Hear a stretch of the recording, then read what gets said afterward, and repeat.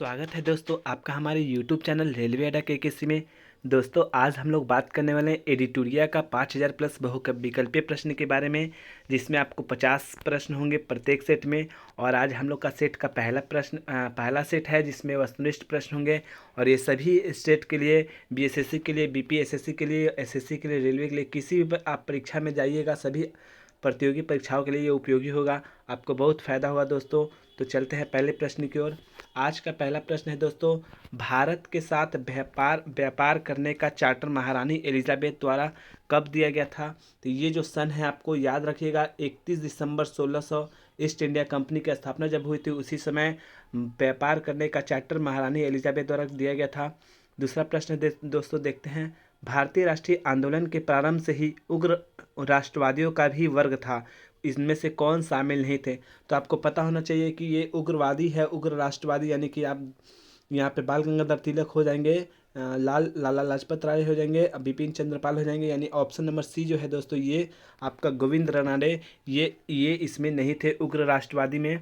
चलते हैं तीसरे प्रश्न की ओर। 1916 में कांग्रेस और मुस्लिम लीग के बीच लखनऊ समझौता हुआ था, तो इसमें कौन से परिणाम बाद में घातक सिद्ध हुए? तो ये चार ऑप्शन है आपके पास। इसमें जो घातक सिद्ध हुआ था दोस्तों वो था कांग्रेस द्वारा मुसलमानों के प्रति संतुष्टिकरण की नीति का प्रारंभ करना, ये आपको घातक सिद्ध हो गया था। ऑप्शन नंबर सी इसका आंसर बिल्कुल सही है। चलते हैं 4 नंबर प्रश्न की ओर। व्यक्तिगत सत्याग्रह किस गवर्नर जनरल के काल में हुआ था? तो व्यक्तिगत सत्याग्रह जो हुआ था आपको लॉर्ड लिथगो के समय में हुआ था, यानी ऑप्शन नंबर सी हो जाएगा लॉर्ड लिथगो, इन्हीं के समय में हुआ था व्यक्तिगत सत्याग्रह। नेक्स्ट क्वेश्चन देखते हैं दोस्तों, भारतीय राष्ट्रीय कांग्रेस की पूर्ववर्ती संस्थाओं में सबसे पहली और प्रमुख संस्था कौन थी? तो सबसे ज़्यादा यहाँ पे प्रमुख जो संस्था थी वो British India Association, option number C आप देख सकते हैं। यहाँ पे ये जो संस्था थी वो सबसे पहली और प्रमुख संस्था थी आईएनसी की। और यहाँ पे है साइमन कमीशन की सिफारिशों के बाद में इसके संदर्भ में कौन सा कथन सही नहीं है? तो इसमें कौन सा कथन सही नहीं था आप इसमें देख सकते हैं, ऑप्शन नंबर सी, यानी इसके केंद्र में द्विसदन विधायिका के उन्मूलन का सुझाव दिया था, ये कथन इसमें सही है। और बाकी सभी कथन जो है इसमें गलत है इसके संदर्भ में, साइमन कमीशन के संदर्भ में। नेक्स्ट देखते हैं दोस्तों, Dadabhai Naoroji British House of Commons के लिए चुने जाने वाले पहले भारतीय थे, तो किस पार्टी के टिकट पर चुनाव जीते थे? तो ये जो पार्टी इनका है आपको बता दें लिबरल पार्टी से थे। ये कौन से पार्टी थे? से लिबरल पार्टी से थे। और दूसरी बात याद रखें, ये फिंसवरी सीट से जीते थे, फिंसवरी, लिबरल पार्टी के फिंसवरी सीट से जीते थे। नेक्स्ट क्वेश्चन है दोस्तों, भारत पर हुणों का सर्वप्रथम आक्रमण किस शासन के समय में हुआ था? यानी कौन से शासन था? तो उस समय स्कंदगुप्त थे, ऑप्शन नंबर सी आप देख सकते हैं स्कंदगुप्त। तो स्कंदगुप्त के शासनकाल में ही जो है आपको यहाँ पे हुणों का आक्रमण हुआ था सबसे पहली बार।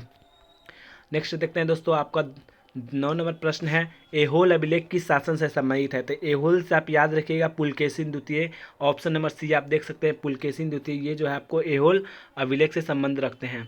नेक्स्ट क्वेश्चन है, सत्यमेव जयते किस उपनिषद में संग्रहित है? तो सत्यमेव जयते जो है मुंडकोपनिषद से है, ये आपको पता होना चाहिए, ये क्वेश्चन पूछता भी है एग्जाम में। महावस्तु महात्मा बुद्ध का जीवन वृत्तांत है, इनका संबंध किस शाखा से है? तो आपको बता दें कि बौद्ध धर्म जो है 2 शाखा से बता होता है, महायान और हीनयान। तो इसमें आपको जो है महायान शाखा से दोस्तों ये जो है महात्मा बुद्ध का जीवन वृत्तांत पता चलता है महावस्तु का। अकबर द्वारा बनाए गए उपासना भवन का नाम क्या है? तो अकबर के द्वारा जो बनाया गया था उपासना भवन, उसका नाम था इबादत खाना, ऑप्शन नंबर सी जो है बिल्कुल सही जवाब है। नेक्स्ट देखते हैं क्वेश्चन दोस्तों, सुप्रसिद्ध संगीतकार तानसेन और बैजू बावरा किसके शासन में सुविख्यात थे? तो बैजू बावरा जो दे और सुप्रसिद्ध जो ये आपको कौन तानसेन है, ये दोनों ही अकबर के शासनकाल में थे, ऑप्शन नंबर सी इसका बिल्कुल सही जवाब हो जाएगा। नेक्स्ट देखते हैं दोस्तों, न्यू कैसल पोर्ट जो दुनिया का सबसे बड़ा कोयला निर्यात बंदरगाह है, यह बंदरगाह जो है वो दुनिया का सबसे बड़ा कोयला निर्यात बंदरगाह है, यह किस देश में है? तो इसका आंसर हो जाएगा ऑस्ट्रेलिया, ये ऑस्ट्रेलिया में जो है ऑप्शन नंबर बी में है, यानी ऑस्ट्रेलिया देश में ही है न्यू कैसल पोर्ट। नेक्स्ट देखते हैं, देशांतर रेखाओं के संबंध में कौन सा सही है? तो कौन सा सही है दोस्तों आपको बताना है, तो इसे आपको ऑप्शन नंबर डी, यानी कि देशांतर के मध्य सर्वाधिक दूरी विषुवत रेखा पर होती है, ये एकदम सही है। ये तीनों ही आपको गलत है, क्योंकि इसमें संख्या जो होती है 360 होती है, देशांतर रेखाओं की संख्या कितनी होती है? 360 होती है, ये याद रखिएगा। उत्तर से शुरू करके आप दक्षिण की ओर जाना है, पहाड़ी का आपको क्रम बताना है। तो ये अब बिल्कुल ही एक ईजी क्वेश्चन है दोस्तों, क्योंकि आप अगर ज्योग्राफी पढ़े होंगे तो इसमें आपको पता चलेगा। सबसे पहले नल्ला पहाड़ी है, फिर जवादी पहाड़ी है, फिर नीलगिरी की पहाड़ी है, फिर अन्नामलाई की पहाड़ी है। ऑप्शन नंबर ये आपका सी आंसर हो जाएगा। याद रखिएगा, पढ़ लीजिएगा तो याद हो जाएगा। नेक्स्ट क्वेश्चन देखते हैं दोस्तों। 17वां प्रश्न है, कौन सी नदी अपने मार्ग बदलने के लिए प्रख्यात है? तो सबसे ज़्यादा मार्ग जो बदलती है वो कोसी नदी बदलती है, ऑप्शन नंबर बी। और बिहार की ये शोक नदी कोसी को कहते हैं, आपको पता होना चाहिए। नेक्स्ट देखते हैं दोस्तों।